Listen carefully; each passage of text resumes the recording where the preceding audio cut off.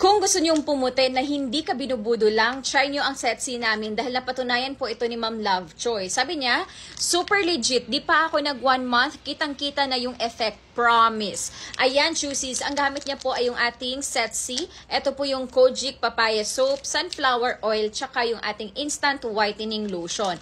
Ito po yung may 1 month pampaputi challenge. Ibig sabihin, gamitin nyo po siya day and night. So, paano siya gagamitin?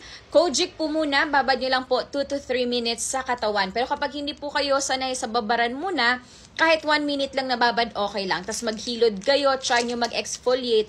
Tapos syempre magbabanlaw kayo. After nyo magbanlaw, lagay na kayo ng sunflower oil. Yung sunflower oil, spray nyo siya directly sa skin. Tapos imamassage nyo siya. Pwede siya sa whole body. After po nyan, lotion na kayo. So ganun lang po. Ganun siya gagamitin sa gabi, ganun din po sa morning. Try nyo po ito, choosies. I swear, sobrang effective po talaga nito. Try nyo na po para maging pareho po kayo kay Ma'am Lovejoy.